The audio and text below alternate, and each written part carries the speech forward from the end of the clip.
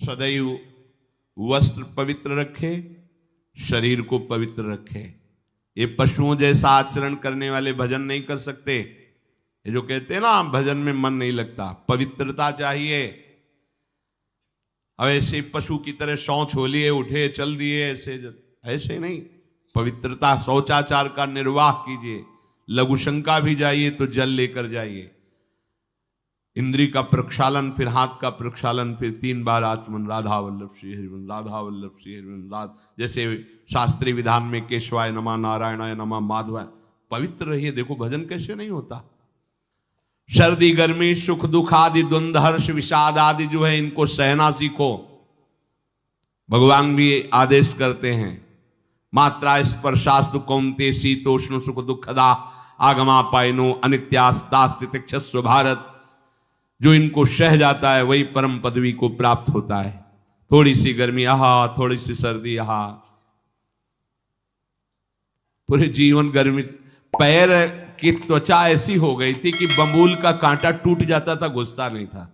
जीवन में कभी पादुका ही नहीं, तो चमड़ी इतनी मोटी हो गई थी पैरों की। सर्दी गर्मी जैसा आप इसको, आप देखो यहां आप कौन सा स्वेटर पहनते हैं?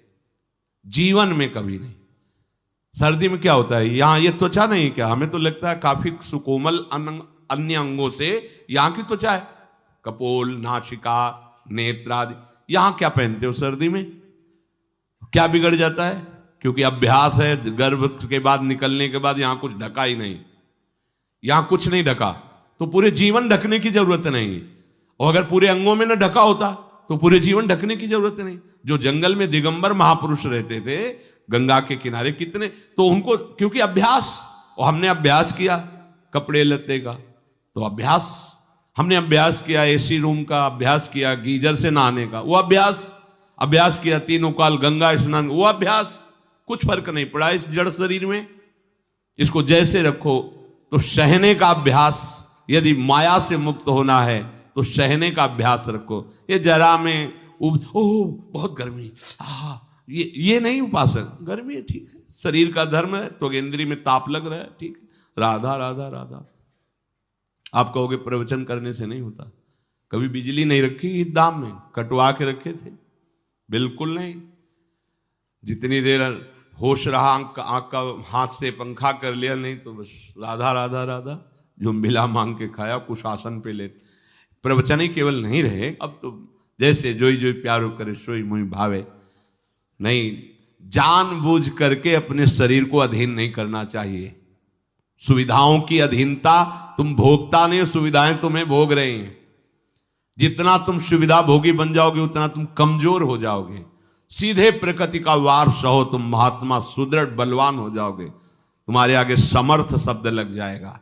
जो प्रकृति के और विकारों के वेगों को सीधे सहता है उसे महात्मा कहते हैं। समहात्मा सुदुर्लभा यम ही न व्यथयन्ते पुरुषम पुरुषर्षभ सुख दुख समा।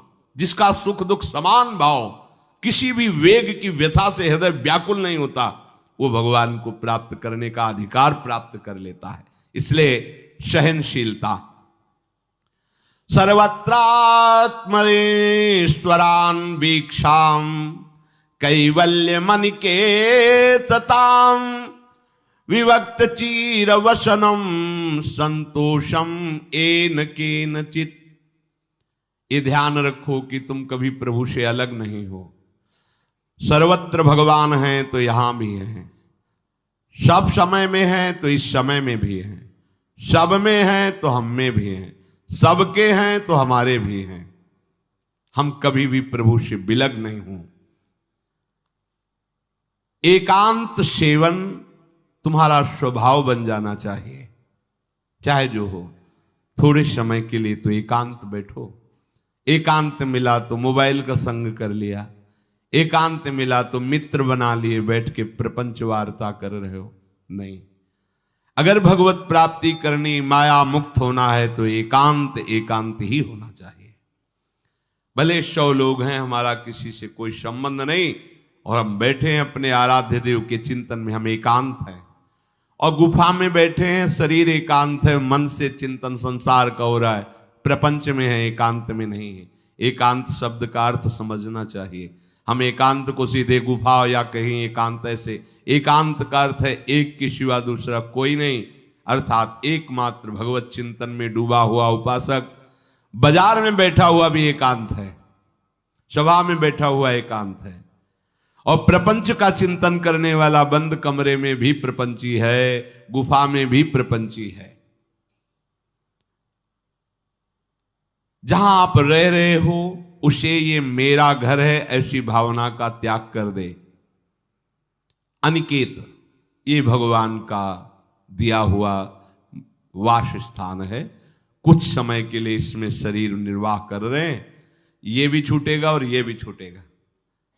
जैसे स्टेशन में बैठा आदमी आराम से, पर वो बैठा इंतजार कर रहा है कि कब हमारी गाड़ी आवे और उस पर हम यात्रा करें। बस ऐसा ही कुछ स्टेशन जैसा विश्राम है, कब मृत्यु आवे, शरीर छूटे, हम प्रिया प्रीतम को प्राप्त हो। ये न मेरा था, न मेरा है, न मेरा रहेगा। ये न मेरा था, न मेरा है, न मेरा रहेगा। गृहस्थ हो तो पवित्र वस्त्र पहने, और त्यागी हो तो जैसे मिल जाए भगवत कृपा से वैसे वस्त्र पहने। प्रारब्ध के अनुसार तुम्हें जैसी व्यवस्था मिली उसमें संतोष करना सीखो, मांग मत रखो।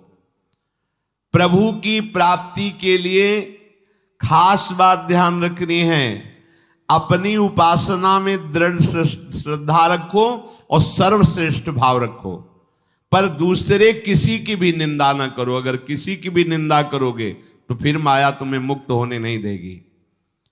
मन को, वाणी को, शरीर को संयम में रखो, अर्थात भगवत भजन, भगवत वार्ता और मौन।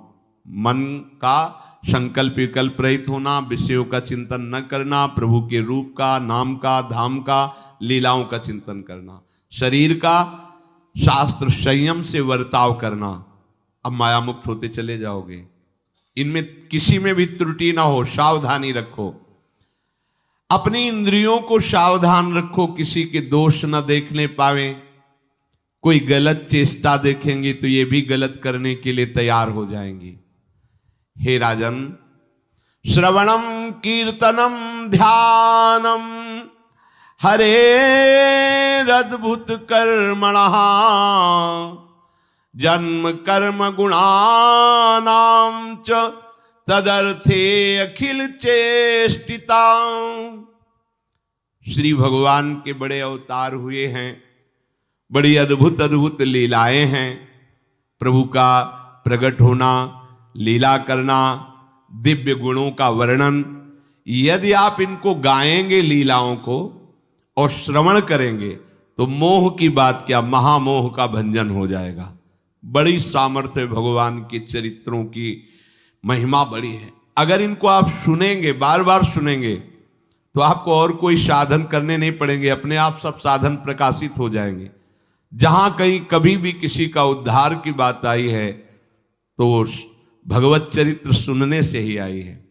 शरणागति श्रवण से ही प्रारंभ होती है, भक्ति भी श्रवण से ही प्रारंभ होती है, पूर्णता भी श्रवण से ही होती है। श्रवण सुजस सुनी आयऊ, और श्रवणम कीर्तनम स्मरणम, पहला श्रवण। खूब भगवत चर्चा सुनने का स्वभाव बना लेना चाहिए। पर देखा जाता है कि 20 वर्ष भगवत चर्चा सुनने पर रंग नहीं आता, क्योंकि ये तो बना लिया स्वभाव कि जहां भी कथा हो रही सुन रहे, और बाद में निकले तो बख्शते वो किसी को नहीं, सबकी निंदा करते। बस किसी एक की प्रशंसा, एक की निंदा, तुम्हारा सारा का सारा सत्संग बेकार हो गया। अगर सत्संग को सुरक्षित रखना है तो ना किसी की स्तुति, ना किसी की निंदा, जो सुना है उसको अपने जीवन में मनन करते हुए उतारे। प्रभु की लीलाओं का श्रवण और प्रभु के नाम का कीर्तन और प्रभु के रूप का ध्यान, ये 3 बातें बहुत जल्दी भगवत प्रेम प्रकट कर देती है। ये 3 बातें बहुत जल्दी भगवत प्रेम प्रकट कर देती हैं। प्रभु के अवतार लीला चरित्रों का खूब गायन करे, खूब श्रवण करे। भगवान की अवतार लीलाएं भी हैं और प्रभु की प्रेममय निकुंज लीलाएं भी हैं। तो अगर आपका निकुंज लीला में प्रवेश नहीं है तो प्रथम सुने भागवत, भक्त मुख भगवद वाणी, भगवान के अवतारों का, भगवान की अवतार लीलाओं का श्रीमद् भागवत में खूब बढ़िया वर्णन है। पढ़ो, सुनो, क्या होगा इससे? मोह का नाश हो जाएगा। दूसरी बात, नाम कीर्तन, ये तो महान अमृत है। बिल्कुल विश्वास कर लो, नाम कीर्तन अमृत है। ताली बजा के, मंजीरा बजा के, ढोल बजा करके, नाच करके, जैसे बने, अकेले, चार लोग, जैसे बने, नाम संकीर्तनम यस्य सर्व पाप प्रणाशनम। देखो, भगवत चर्चा ने महामोह का नाश कर दिया और भगवान नाम कीर्तन ने सब पापों का नाश कर दिया। नाम संकीर्तनम यस्य सर्व पाप, सर्व, पीछे बीच में जो भी जमा संचित कृम सबको भस्म करने की सामर्थ्य नाम कीर्तन। ये जो राधा राधा आप बोलते हैं, बहुत अमृत है, बहुत अमृत। और प्रभु के रूप का ध्यान, ये तीन बातें बहुत जल्दी माया मुक्त कर देंगे, आपको भगवत प्राप्ति करा देंगे। प्रभु के रूप के ध्यान के लिए ही दिव्य श्यामा श्याम ने बिहारी जी का रूप धारण किया। ये किसी मूर्तिकार की रचना नहीं है। श्री राधा रमण जी सरकार, राधा वल्लभ लाल जी महाराज, श्री बांके बिहारी लाल जी महाराज, ये साक्षात प्रगट ठाकुर है। प्रिया प्रीतम हमारी दृष्टि में सामर्थ्य नहीं कि देख सके, वो तो हरिवंश नेत्रों से देखे जाते हैं। निकष कुंज ठाड़े भये भुजा परस्पर अंश, श्री राधा वल्लभ मुख कमल निरख नयन हरिवंश। हरिवंश नेत्र प्रकट हो जाएंगे, आश्रित जन हो, चिंता की बात नहीं। पर ये जो रूप प्रकट है, इसके ध्यान में तो तुम्हें कोई श्रम नहीं करना। बिहारी जी महाराज, राधा वल्लभ जी महाराज, राधा रमण जी महाराज, भर नेत्र देखो और अपने नेत्र के कैमरा से खींच लो फोटो। अब आप फिर जिधर देखो उधर वैसे ही खड़े नजर आ रहे, वैसे मुस्कुराते हुए दिखाई दे हर समय। और ये आदेश कर रहे हैं हरिवंश महाप्रभु, सब सोहित निष्कामति, श्री वृंदावन विश्राम, श्री राधा वल्लभ लाल को हृदय ध्यान, मुख नाम। राधा वल्लभ लाल का ध्यान करो और राधा वल्लभ श्री हरिवंश बोलो तो तुम्हारी मति निष्काम हो जाएगी, तुम्हें अखंड वृंदावन वास मिल जाएगा। प्यारे जो तुम्हें प्यारे लगने लगेंगे। ये तीन बातें आपको निश्चित भगवत प्राप्ति करा देंगे। इष्टम दत्तम तपोजप्तम वृत्तम यच्चात्मनः प्रियम, दारान श्रुतान गृहान प्राणान यत् परस्मै निवेदनम। जो भी तुम्हारे द्वारा यज्ञ दान तप अथवा जप सदाचार, ये सब प्रभु को अर्पित कर दो, अविनाशी हो जाएगा। प्रभु को अर्पित कर दो जो भी तुम्हारे द्वारा होता है। हे प्रियालाल, आपकी प्रसन्नता के लिए। फिर दोबारा कह रहे हैं, स्त्री पुत्र घर जीवन और अपने प्राणों का मोह त्याग करके, प्राणों का मोह त्याग कर। यहां पूरा समाज वैसे ही सब बैठा है हृदय में। देखो, जिस मार्ग में चलना उसे समझो। अंदर से केवल प्रिया प्रीतम में ही हमारी अहमता ममता होनी चाहिए। प्रभु सच्चिदानंद श्री कृष्ण चंद्र जी को अपना प्राण प्रीतम मानने के लिए ये जितनी जगह आप अपनापन किए हैं समेटना पड़ेगा। सबकी ममता ताग बटोरी, मम पद मन ही बांध बर डोरी। लाडली लाल के लाडले तो कोई बिरले दिखाई देते हैं, प्रिया प्रीतम के जन तो कोई बिरले दिखाई देते हैं। नहीं धन बल, परिवार बल, बुद्धि बल वही घसल करके चले जाते हैं। अरे यहां तप बल भी काम नहीं करता, और बल तो जाने दो। यहां हारे को हरे नाम, हार गए, गले पड़ गए। गले पड़ जाओ, बढ़िया, इसी जन्म में कल्याण हो जाएगा। गले पड़ जाने का मतलब, जैसे कोई गले पड़ रहा हो तो उसका मतलब समझते हो? मारो पीटो गाली दो भगाओ, नहीं भागे, वो गले पड़ गए। बोले अब क्या करें, गले ही पड़ गए, आप क्या करें। ऐसे ही पूज्य श्री स्वामी राम सुखदास जी महाराज कहते, श्री कृष्ण के गले पड़ जाओ भैया, इसी जन्म में तुम्हारा कल्याण, भगवान के गले पड़ जाओ।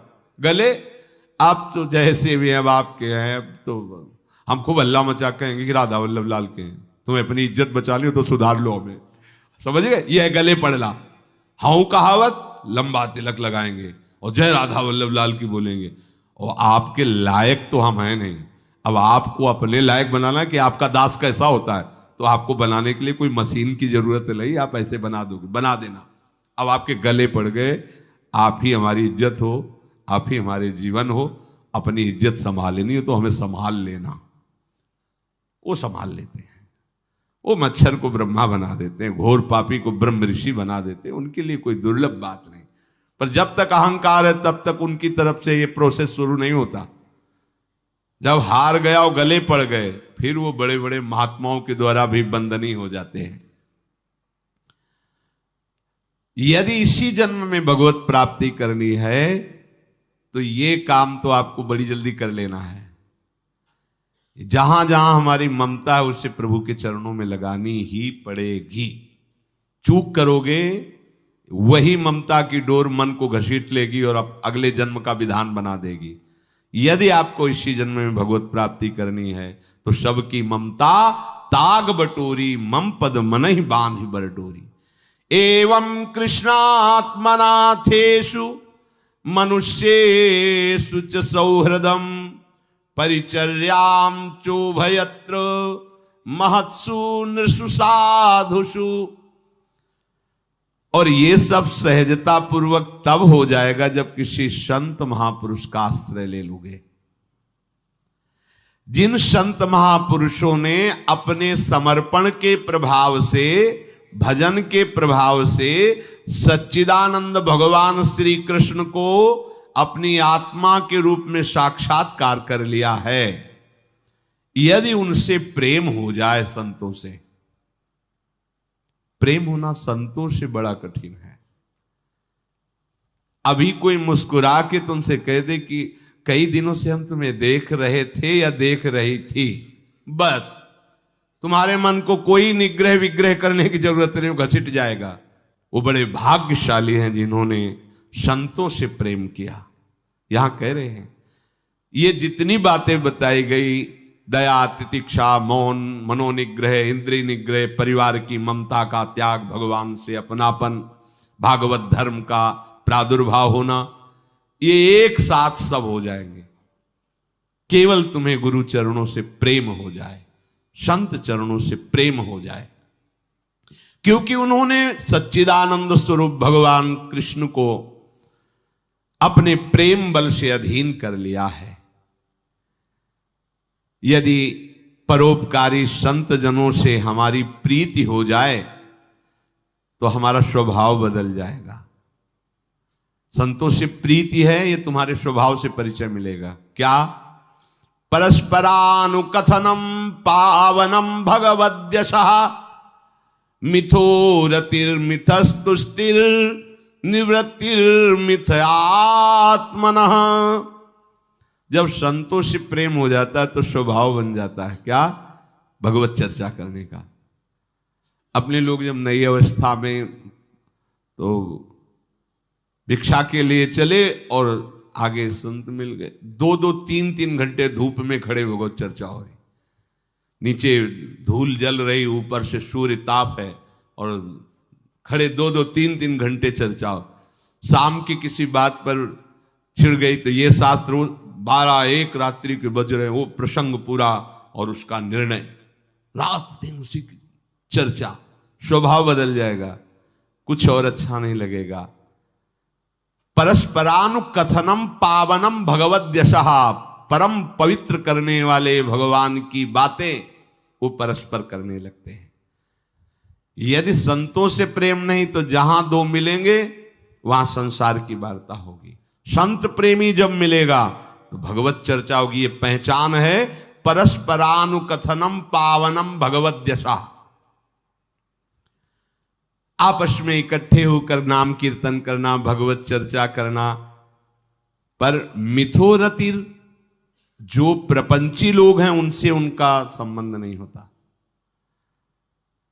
मिथस्तुष्टि, जो भोगी लोग भोगों में सुख प्राप्त करते हैं, उपासकों को उसमें नहीं। जब भगवत चर्चा होती तो ऐसी तृप्ति होती, 1 घंटा चर्चा हुई, आनंद मगन हो गए, आहा आज हमें प्रभु का यश सुनने को मिला, आज भगवत भक्त का संग, हृदय पावन होने लगता है। आध्यात्मिक शांति का अनुभव उन्हीं उपासकों को होता है जो प्रपंच वार्ता न करके परस्परानुकथनम पावनम भगवद्यशा,